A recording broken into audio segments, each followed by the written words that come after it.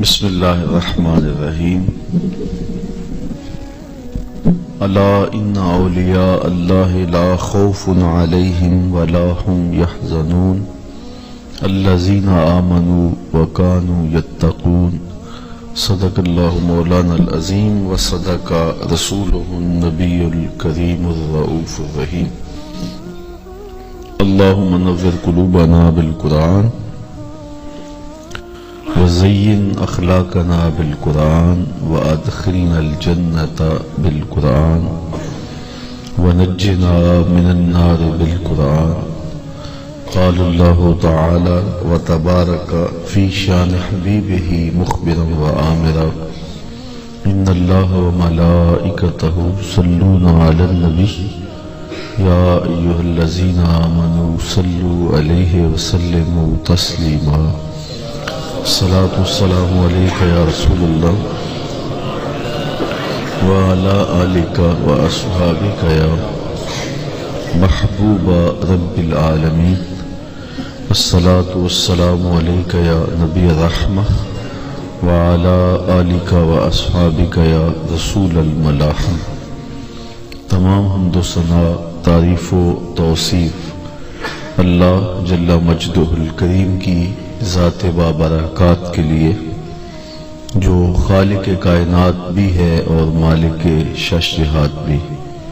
اللہ جل وعلا کی حمد و ثنا کے بعد رسول رحمت، شفیع معظم، نبی محتشم، حضور ختم المرتبت صلی اللہ علیہ وآلہ وسلم کے حضور ناز میں اپنی عقیدتوں، ارادتوں اور محبتوں کا خراج پیش کرنے کے بعد، واجب الاحترام، ذوی الاحتشام، معزز و مکرم سامعین، السلام علیکم ورحمۃ اللہ وبرکاتہ۔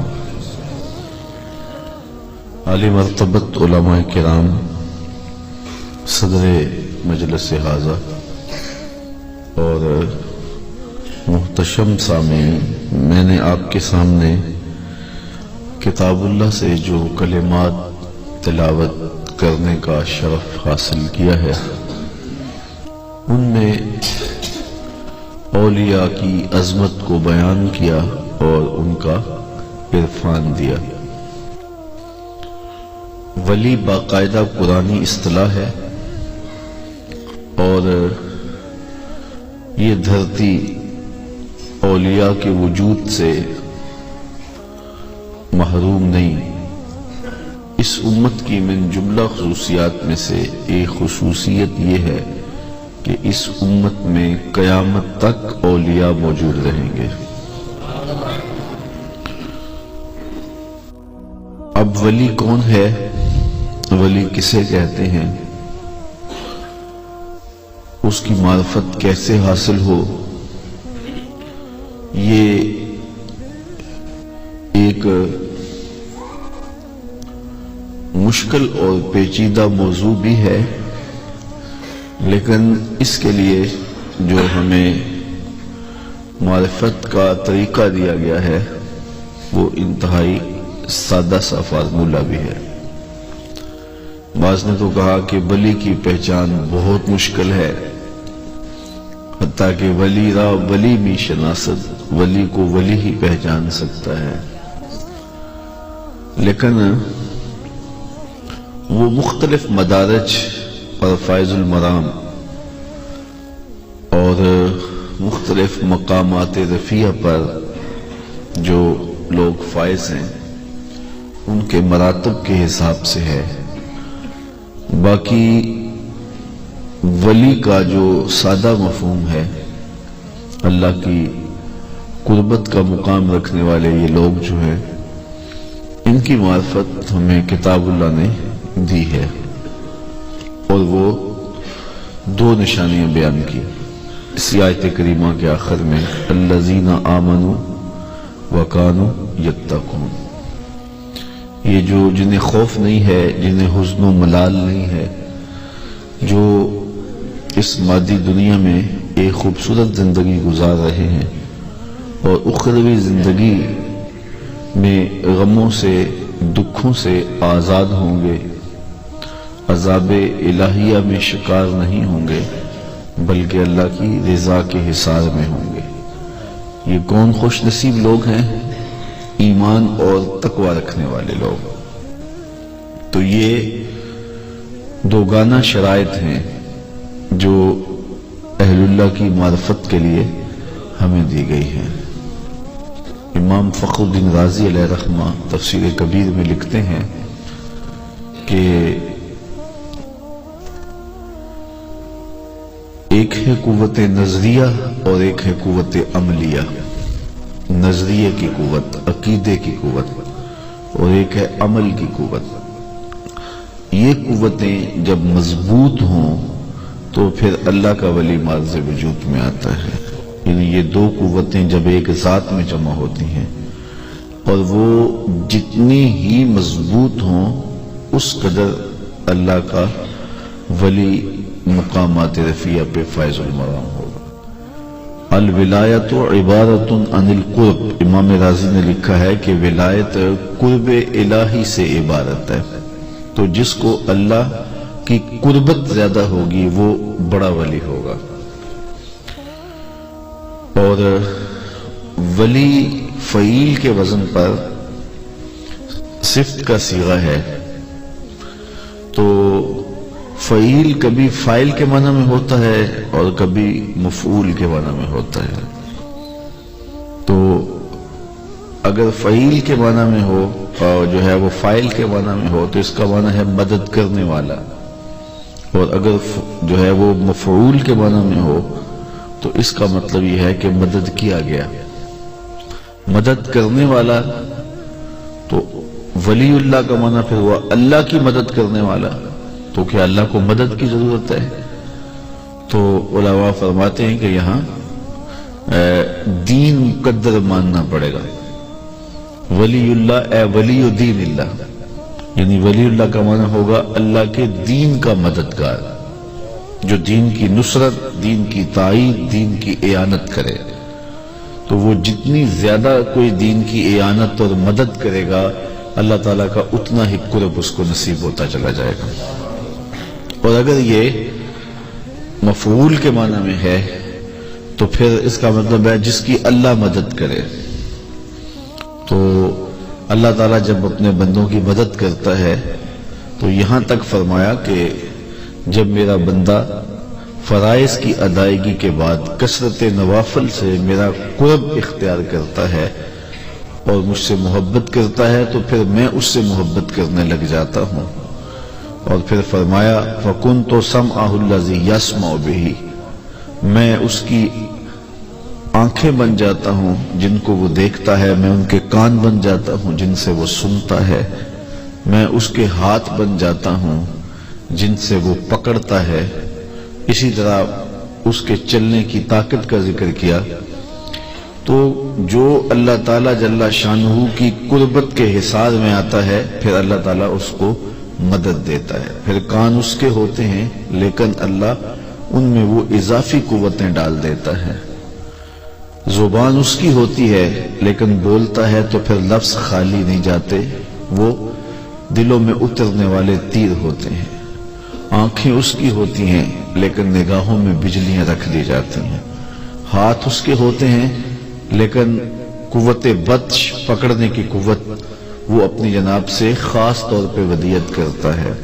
اور اسی طرح وہ چلتا ہے تو اللہ تعالیٰ اس کے لیے منزلیں آسان کر دیتا ہے۔ احمد آباد میں ایک بزرگ تھے، وہ بار بار قدم اٹھاتے تو نیچے رکھ دیتے، تو کسی نے پوچھا حضرت آپ قدم اٹھاتے ہیں اور نیچے رکھ دیتے ہیں، بات سمجھ میں نہیں آئی۔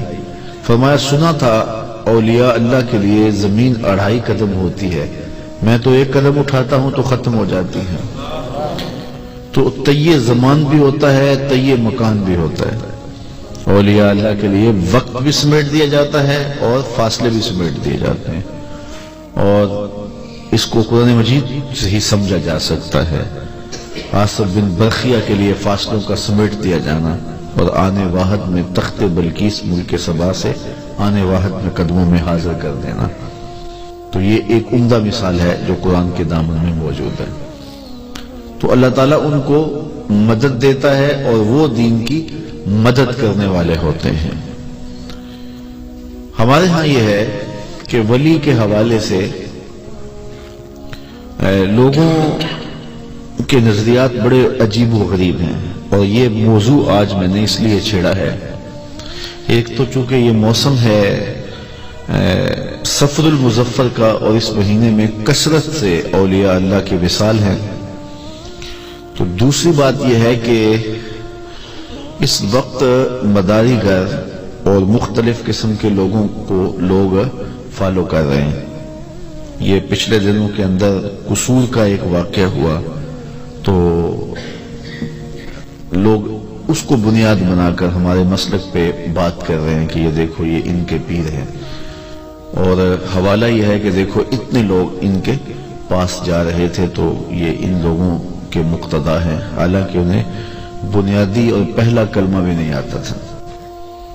تو اس لیے اس بات کو تسلیم کرنا چاہیے کہ جہلا بہرحال موجود ہیں، جن کی وجہ سے ایسے لوگوں کے کاروبار چمکتے ہیں۔ اور دوسری بات یہ ہے کہ جس چیز کی مارکیٹ میں ڈیمانڈ ہو اسی کا 2 نمبر آتا ہے، جس چیز کی ڈیمانڈ ہی نہیں ہے اس کا 2 نمبر مال نہیں آتا۔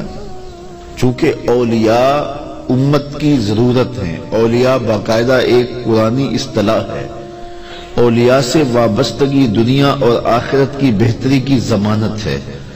اولیاء کی صحبت من میں نور اتارتی ہے، ان کی دعاؤں کی برکتوں سے بیماریاں دور ہوتی ہیں، ان کے اٹھے ہوئے ہاتھ اللہ خالی نہیں موڑتا، اور ان کے وجود کی برکتیں روحوں تک اترتی ہیں، اور اس سے تن بھی سنورتے ہیں، من بھی سنورتے ہیں، زندگی بھی سنورتی ہے، آخرت بھی سنورتی ہے۔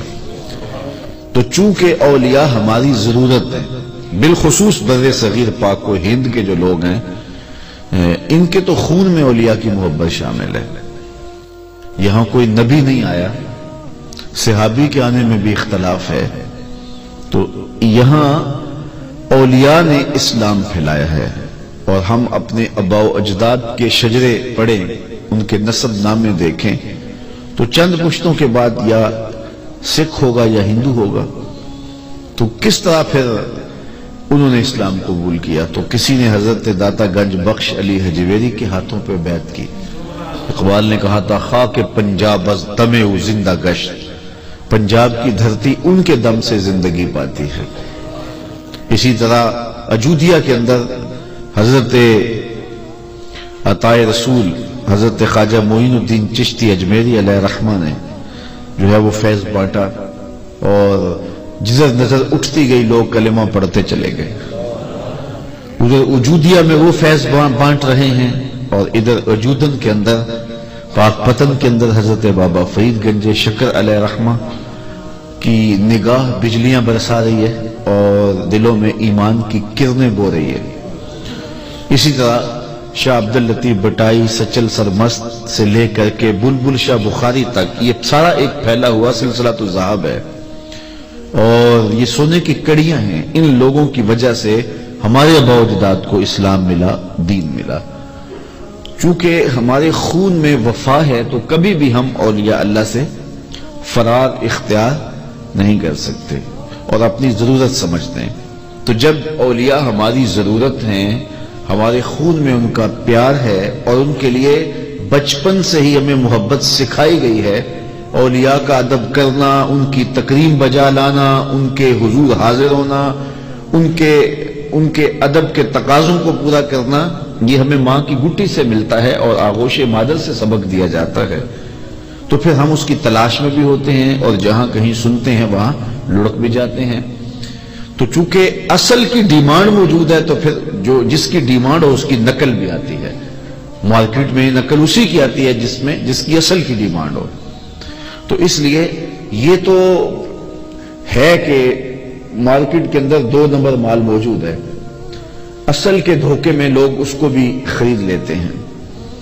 تو اولیاء اللہ ہماری ضرورت ہیں، ہماری زندگی اور آخرت کے سنوارنے کے لیے ایک بہترین ذریعہ ہے، تو لہٰذا ایسے لوگوں کے پاس جا کے لوگ پھنس جاتے ہیں۔ اس لیے ہمیں یہ سمجھنا چاہیے کہ اللہ کے ولی ہیں کون. اس لیے یہ چونکہ ہمارا نظم زندگی ہے اور ہم ان کے بغیر جی نہیں سکتے اور ان کے بغیر ہمارے لیے چلنا مشکل ہے، اور یہ باقاعدہ ایک قرآنی اصطلاح ہے ولی، تو ہمیں اس کی معرفت حاصل کرنا چاہیے. تو معرفت بالکل سادہ ہے، ایمان اور تقوی. اس معیار پہ جب ہم ڈھونڈنے نکلیں گے تو دھوکہ نہیں کھائیں گے. ہم کس معیار پہ ڈھونڈنے نکلتے ہیں؟ کرامت کے معیار پہ. کرامت ہمارے ہاں معیار ہے، اور وہ کرامت خرق عادت بھی ہو سکتا ہے، اور کسی کے دم سے جو ہے وہ مرض کا غائب ہو جانا یا پریشانی کا حل ہو جانا، اس کو بھی کرامت کا ہی ایک روپ سمجھا جاتا ہے. تو جس سے ہمیں شفا مل گئی، جس کے ذریعے سے یا جو ہے وہ کوئی خرق عادت عمل کسی کے ہاتھوں سے ظاہر ہو گیا یا ظاہر نہ بھی ہوا، مشہور کر دیا گیا. مریدین کا ایک حلقہ ہوتا ہے، اور یہ جو کاروباری لوگ ہوتے ہیں یہ بھی بڑے فنکار ہوتے ہیں، تو اس کو معروف کر دیتے ہیں. تو معروف ہو گیا، یا حقیقتاً اس سے کوئی ایسی چیز کا صدور ہوا، یا جو ہے وہ کسی اس کے دم سے یا اس کے کسی ٹوٹکے سے کسی کو وہ فائدہ پہنچ گیا، تو پھر اس کو ولی سمجھ لیا جاتا ہے، اس کے پیچھے لوگ دوڑ پڑتے ہیں. جبکہ یہ قطعاً معیار نہیں ہے. کرامت بھی معیار ولایت نہیں، حالانکہ کرامت کا من حیث الکرامت انکار کفر ہے.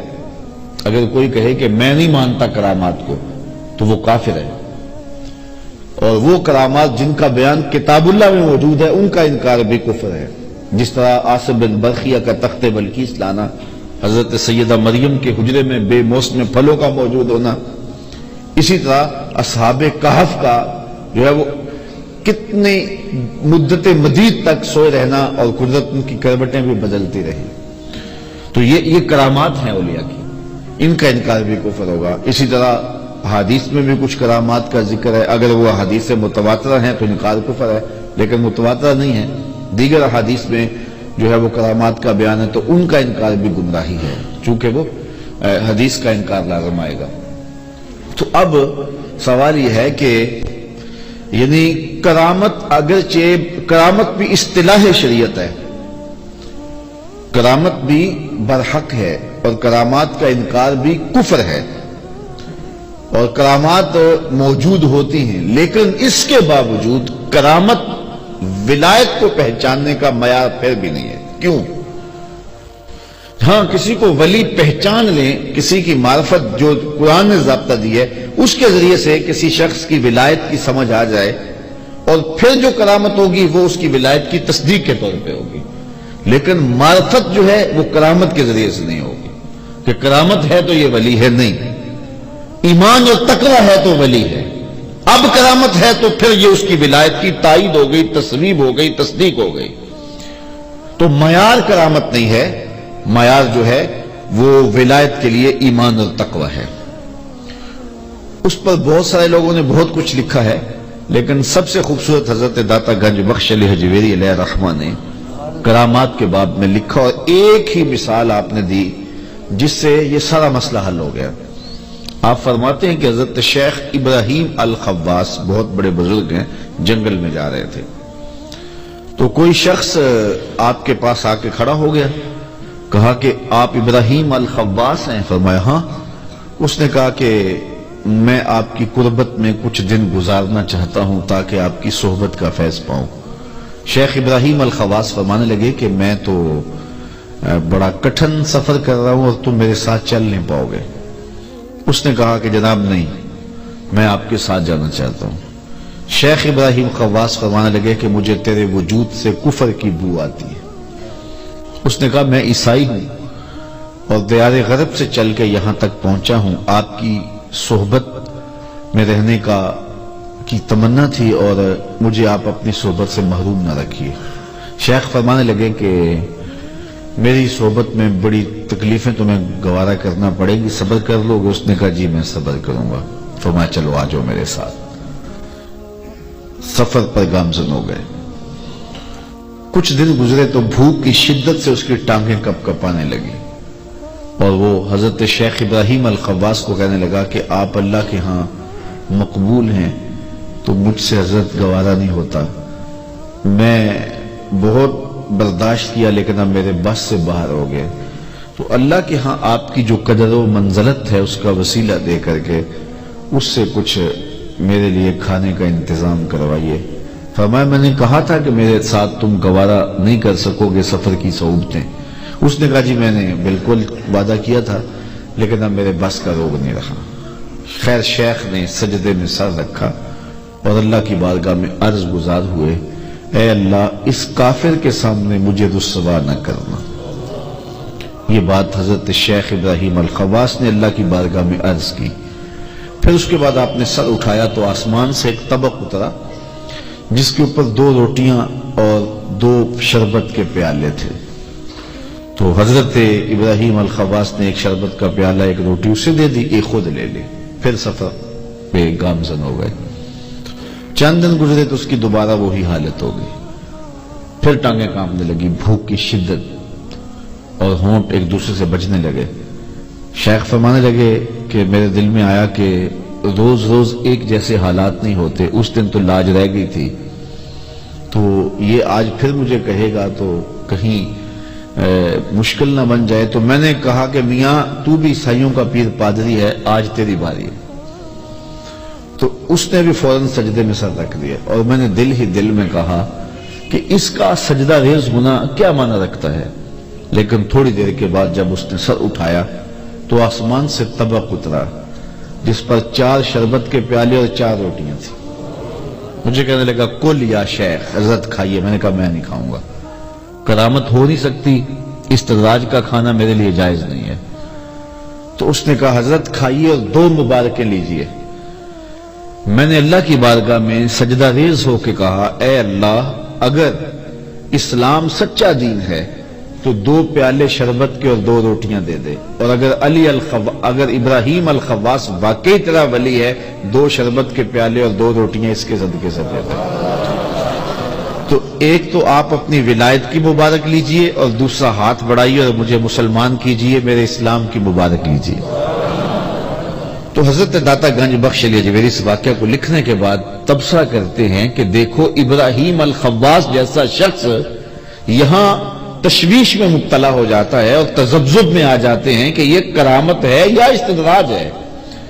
تو جب وہ یہاں ایک لمحے کے لیے سوچنے لگ جاتے ہیں اور وہ فیصلہ نہیں کر پا رہے کہ یہ کرامت ہے یا استدراج ہے، تو میں اور آپ جو ہیں ہم کس کھیت کی مولی ہیں کہ ہم کسی شخص کے خرق عادت عمل کو جو ہے وہ سمجھ پائیں کہ یہ کرامت ہے یا استدراج ہے۔ دیکھیے ہر وہ خلق عادت عمل جو بغیر کسی سبب کے ظہور پذیر ہو وہ قدرت الہی ہے، اور جو نبی کے ہاتھوں سے اعلان نبوت سے قبل ظاہر ہو خرق عادت عمل ہو وہ ارہاس ہے، اعلان نبوت کے بعد ہو تو معجزہ ہے، ولی کے ہاتھوں سے ہو تو کرامت ہے، اور کسی مومن کے ہاتھوں سے ہو جائے تو معونت ہے، اور کسی فاسق و فاجر یا کافر کے ہاتھوں سے ہو تو استدراج ہے۔ کام وہی ہے لیکن فرد کے بدلنے سے اس کا نام بدل گیا۔ جس طرح قرب قیامت میں دجال آئے گا، زندہ بھی کرے گا، مارے گا بھی، وہ کرامت نہیں ہوگی، وہ قدرت نہیں ہوگی، وہ معجزہ نہیں ہوگا، وہ استدراج ہوگا۔ تو اگر یہ معیار ہوگا تو پھر شکار ہو جائیں گے دجال کے بھی۔ تو معیار کرامت نہیں ہے، کرامت بنتی تب ہے جب ولی کی ہوگی، جب کسی کو ولی پہچانیں گے، اور وہ کرامت کے ذریعے سے پہچانیں گے نہیں، وہ پہچانیں گے ایمان اور تقوی کے ذریعے سے۔ اس لیے کرامت معیار ولایت نہیں ہے، معید ہے اور مصدق ہے، اس سے اس کی تائید ہو سکتی ہے، اس کی تصویب ہو سکتی ہے، اس کی تصدیق ہو سکتی ہے، اور جو ہے وہ معرفت جو ہے وہ ایمان اور تقوی سے ہوگی۔ اب ایمان اور تقوی جتنا مضبوط ہوتا چلا جائے گا اتنا ہی وہ اللہ کا مقرب ہوتا چلا جائے گا، اور وہ تقوی بھی اس شخص کے منصب کے مطابق ہونا چاہیے، یعنی جتنا وہ بڑا ہے اس کا منصب جتنا بڑا ہے تو تقوی بھی اس لیول کا ہوگا۔ حضرت احمد بن حنبل رضی اللہ تعالیٰ عنہ بہت بڑے امام گزرے ہیں، ان کی خدمت میں ایک خاتون حاضر ہوئی اور اس نے کہا حضرت میں آپ سے ایک مسئلہ پوچھنے آئی ہوں۔ فرمایا پوچھئے۔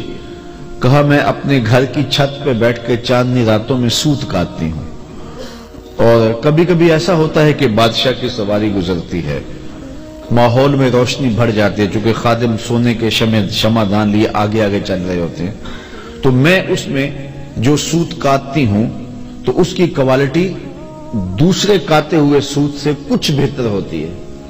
तो क्या मैं दोनों सूत इकट्ठे मिला करके बेच सकती हूं या उनको अलग अलग बेचूं? तो शेख फरमाने लगे कि ए खातून, पहले बताओ तुम हो कौन?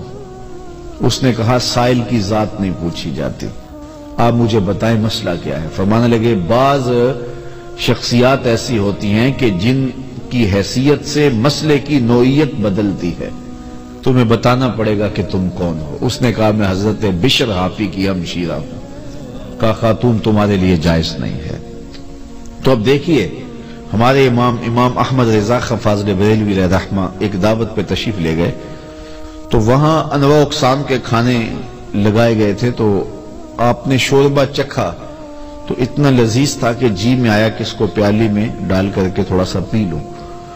तो साहिब दावत को बुलाया और बुला के कहा अगर तुम इजाजत दो तो मैं थोड़ा सा शोरबा पी सकता हूं? उसने कहा कि हजरत ये सब कुछ आपके लिए है। फरमाया नहीं, जो शोरबा होता है वो उर्फन खाने के लिए रखा गया होता है, पीने के लिए नहीं रखा गया होता। यानी इसका उर्फ माकूल है, मशरूब नहीं है। मैं चूंकि उर्फ से हटने लगा हूं और मुझे आपसे स्पेशल इजाजत की जरूरत है, और आप इजाजत दे देंगे तो मैं ले लूंगा, बतौर मशरूब पी लूंगा। अगर मेरे देखा देखी बाकी सारे लोग पीने लग जाएं तो तुमने शोरबा तो बतौर सालन तैयार किया है, बतौर मशरूब तो तैयार नहीं किया हुआ, तो फिर वो एक झटका भी नहीं लेगा और तुम्हें शर्मिंदगी होगी। इसलिए मैं चूंकि उर्फ से हटने लगा हूं और मुझे स्पेशल इजाजत की जरूरत है, और बाकी अगर उर्फ से हटेगा तो वो भी इजाजत लेगा और आप अपनी गुंजाइश के मुताबिक उसको इजाजत देंगे। इमाम आजम अबू हनीफा रहमा सख्त कड़कती धूप में एक दरवाजे पे दस्तक देते हैं और पीछे हट के खड़े हो जाते हैं। तो किसी ने गुजरते हुए कहा हज़रत दीवार का साया पड़ रहा है, आप दीवार के साये में क्यों नहीं खड़े होते? फरमाने लगे साहिब खाना से मैंने कर्ज लेना है, और जिससे कर्ज लेना हो उससे कोई नफा लेना सूद होता है, लिहाजा मैं डरता हूं इसके दीवार के साये में खड़े होना कहीं सूद ना बन जाए। तो जो जिस मर्तबे पे होगा उसका तकवा भी उसी लेवल का होना चाहिए। तो ईमान और तकवा ये दो चीजें हैं जो पहचान है विलायत की। तो हमें किसी शख्स की शख्सियत में इन पहलुओं को तलाश करना चाहिए। जब ये मयार बन जाएगा तो फिर हम धोखा नहीं खाएंगे, वरना रोज कहीं ना कहीं से धोखा जो है वो खाना पड़ेगा, और मुख्तलिफ मदारीगर और मुख्तलिफ जो है वो तमाशाबाज लोग जो है उनकी जुल्फों के हम असीर हो जाएंगे, और फिर बाद में कि जी हमारे साथ धोखा हो गया। चूंकि वो एक वक्त के लिए होता है, फ्रॉड का पर्दा चाक हो जाता है, कभी कभी खुल जाता है। कोई ऐसा फ्रॉड होता है कि जो देर तक जो अपने हिसाब में रखता है, वरना उसके पर्दे चाक हो जाते हैं। तो फिर पछताते हैं कि वो ये क्या हो गया, ये क्या हो गया। फिर उसका नुकसान क्या होता है कि उस पूरे तबके से बददिल हो जाते हैं और बददिली से अपना नुकसान कर बैठते हैं। इसलिए मयार वो मुकर्रर करें जो शरीयत इस्लामिया ने हमें मयार दिया है, और वो मयार है ईमान और तकवा। ईमान और तकवे से तलाश करेंगे तो फिर हम धोखा नहीं खाएंगे, हमें फ्रॉड नहीं मिलेगा, और हम हकीकत तक पहुंचने में जो है वो देर नहीं लगाएंगे। बहुत जल्द हम मंजिल तक और हकीकत तक पहुंच जाएंगे। और अगर इस तलाश में अगर हमें धोखा भी मिल गया, अगर किसी ने जो है वो लिबादा ओढ़ा हुआ तकवे का, तो फिर भी वो धोखा हमारे लिए मुज़िर इसलिए नहीं होगा, इसलिए कि हम तो सही बुनियादों पर उसको तलाश करने निकले हैं।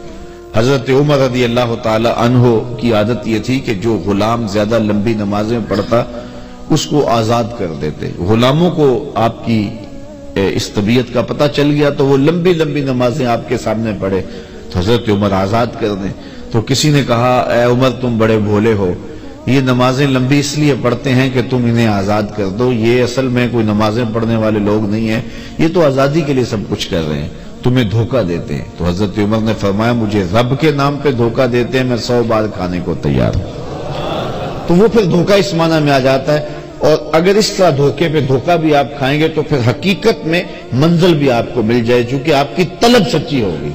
लेकिन वो जो दूसरा मयार उसमें आपकी तलब सच्ची नहीं, आपकी अपनी जरूरियात है, अपनी कमजोरियां आपकी, और आप उन कमजोरियों के तहत जो है वो किसी को तलाश निकले। चूंकि मकासद बैत के या मकासद अल्लाह के वली की कुर्बत के जो है वो اغراض کے ہیں، قرب الہی کا حصول ہمارا مقصد زندگی نہیں ہوتا ہے. تو جب ہم مقصد زندگی ہی واضح نہیں رکھتے اور وہ جو شریعت اسلامی نے ہمیں دیا ہوا ہے، تو پھر یہ ہے کہ ایسے مداری گھروں کے پاس تو ہم ضرور پھنسیں گے. دنیا کے اندر آپ اتنے عجیب و غریب واقعات جو ہے وہ سننے کو ملتے ہیں کہ بندہ حیرتزدہ ہوتا ہے. کتنی خواتین ہیں کہ عزت لٹوا بیٹھتی ہیں. تو کیا وہ ولایت کی منزل کے لیے اور اللہ کے قرب کے لیے ان مراحل سے گزر جاتی ہیں؟ نہیں، اس لیے کہ ان کو اور کو ضرورت ہوتی ہے، اپنی اغراض ان کی ہوتی ہیں، ان اغراض کے لیے وہ نقصان کرواتی ہے. اس لیے یعنی وہ خود ان کا رستہ ٹھیک نہیں ہوتا اور وہ خود جو ہے وہ اللہ کے قرب کی متلاشی نہیں ہوتی ہیں. تو اللہ کے قرب کی جب تلاش ہوگی تو پھر دھوکہ کے امکان بہت کم ہوں گے اور پھر اس قبیل کا دھوکہ ہوگا بھی نہیں. اس لیے ہمیں جو معیار دیا گیا ہے وہ ایمان ہے اور تقوی ہے. اب بات میری اپنے اختتام کی طرف بڑھ رہی ہے اور میں آپ کی توجہ چاہوں گا. شاید ہمارے ہاں ہوتا ہی ہے کہ کوئی پرجوش خطاب کیا جائے اور جس میں ہاتھ اوپر نیچے رکھا جائے تو کہا جائے کہ بڑا پاپولر خطاب ہوا ہے، لیکن یہ ہماری ضرورت تھی اور میں نے آپ کے سامنے یہ معیار جو اللہ رسول کا دیا ہوا ہے وہ آپ کے سامنے رکھ دیا. اور آقا کریم علیہ السلام کا ایک اور فرمان بھی ضمن میں سن لیجئے. حضور سے پوچھا گیا حضور ولی کون ہے؟ تو فرمایا اذا رؤوا ذکر اللہ، جب تم اس کو دیکھو خدا یاد آ جائے. جس کی صحبت میں رغبت دنیا کم ہو رغبت آخرت بڑھے، اس کی صحبت کو غنیمت سمجھا جائے اور اس کی صحبت کے اندر بیٹھ کر کے اپنے اندر کے امراض جو ہے وہ دور کرنے کی کوشش کی جائے. اصل جو مرشد ہوتا ہے یا اللہ کا ولی ہوتا ہے اس کی صحبت پانے کا مقصود کیا ہے؟ کیوں ہم اس کا قرب حاصل کرنا چاہتے ہیں؟ اللہ تعالیٰ تو شارق سے بھی نیڑے ہے، لیکن اس کے باوجود ہم اولیاء اللہ کی چوکھٹ پہ کیوں جاتے ہیں؟ اس لیے کہ ہمارا خیال یہ ہوتا ہے اور حقیقت بھی یہ ہے کہ اللہ کے جو ولی ہیں وہ اللہ کی قربت رکھنے والے ہیں اور اللہ کی رحمات کا ان پر نزول ہوتا ہے اور ان کے وجود کی برکت سے، ان کے انفاس کی برکت سے اور ان کے قرب کی برکت سے اندر کی غلاظتیں دور ہوتی ہیں. حسد، حقد، کینہ، نفرتیں، بغض، بیماریاں، غصہ، یہ ساری وہ چیزیں جو ہیں جو نفسانی بیماریاں ہیں، خواہشات ہیں انسان کی، لمبی آرزویں، تمنائیں، تو اہل اللہ کی صحبت میں بیٹھ کر کے ان چیزوں کی تربیت ہوتی ہے اور زندگی اپنے حقیقی روپ میں دکھائی دیتی ہے. ہمارا مقصود یہ ہے. لیکن آج اگر ہم مختلف جگہوں سے دھوکہ کھاتے ہیں تو وہ ہم خواہشات دنیا کے لیے ان کے پاس جا رہے ہوتے ہیں. خواہشات دنیا ختم کرنا ہمارا مقصود نہیں ہوتا. میرے پاس ایک زمانے میں ایک صاحب آئے تو مجھے کہنے لگے جناب سے ہم بیعت کرنا چاہتے ہیں. تو میں نے کہا کہ میں تو اس طرح کی نئی کوئی صورتحال رکھتا. کوئی دوست احباب اگر آ بھی جاتے ہیں تو بس ان کو بار بار کہتا ہوں یہ سوچ لو دل کا سودا ہے، جلدی نہیں کرنی چاہیے، دل اسے دینا چاہیے جو کم از کم دل بھر تو ہونا. تو یہ اتنا آسان کام نہیں ہے. لیکن بہرحال تم وہ مجھے ضد کرنے لگے تو میں نے کہا کہ آپ کا مقصد کیا ہے، کیوں بیعت کرنا چاہتے ہو؟ مجھے ان کے وضاحت سے لگ رہا تھا کہ ان کے بھی کچھ اس طرح کے مقاصد ہیں. تو انہوں نے مجھے بات جو بتائی وہ یہ کہ کہنے لگے کہ وہ ہماری وہ کسی زمانے میں فورڈ ویگنیں چلتی تھیں تو ہم نے ایک فورڈ ویگن بنائی اور وہ روز خراب رہتی ہے. تو ہمارے کسی دوست نے بتایا یار کوئی پیر ہی پکڑ لو، کم از کم یہ تو صحیح ہو. تو میں نے کہا کہ میں تو سائیکل نہیں چلا سکتا تو فورڈ ویگن کیسے آپ کی چلا سکوں گا. تو جب ہماری ترجیحات یہ میں ایک مثال سادی سی دی ہے اور اس سے بہت کچھ سمجھا جا سکتا ہے کہ ہماری اگر ہم دھوکہ کھاتے ہیں تو ہمارا مقصد ہی نہیں ہوتا ہے خدا کا قرب حاصل کرنا. ہمارا مقصد ہی نہیں ہوتا ہے کہ اندر کی بیماریوں کی اصلاح کرنا. ہم اس لیے جا رہے ہوتے ہیں کہ اس سے ہمیں دولت زیادہ مل جائے، اس سے ہمارا کاروبار چمک جائے. جبکہ اہل اللہ کی بارگاہ میں تو اس لیے جانا چاہیے کہ یہ جو حب سے زر پیدا ہوئی ہے یہ ختم ہو جائے. اقبال نے کہا تھا نا تیری دعا ہے کہ ہو میری آرزو پوری، میری دعا ہے تیری آرزو بدل جائے. تیری دعا سے تقدیر تو بدل نہیں سکتی، اس سے یہ ممکن ہے کہ تو بدل جائے. تیری دعا ہے کہ ہو میری آرزو پوری، میری دعا ہے تیری آرزو بدل جائے. تو اصل اولیاء اللہ کے پاس تو یہ جو خواہش زر بڑھ گئی، ہمسایوں کے پاس اتنی دولت، رشتوں کے داروں کے پاس اتنی دولت، دنیا آگے چلی گئی، میں کیوں پیچھے رہ گیا، میرے پاس بھی اتنا کچھ ہونا چاہیے، یہ ایک بیماری ہے، یہ ایک مرض ہے، روحانی مرض ہے ایک. تو ہم اس لیے پیر کے پاس جاتے ہیں کہ یہ مرض جو ہے اس کا علاج نہیں چاہتے، بلکہ ہم چاہتے ہیں کہ اس خواہش کی تکمیل ہو. جبکہ اس کے پاس تو اس لیے جانا چاہیے یہ مرض کیوں لگ گیا، کیوں اندر جل رہا ہے. میری زندگی کا مقصد یہ تو نہیں تھا، میری زندگی کا مقصد تو قرب الہی کا حصول تھا. حضرت نظر کیجئے میری یہ خواہش دب جائے اور میری آرزوؤں کے اندر رب کا قرب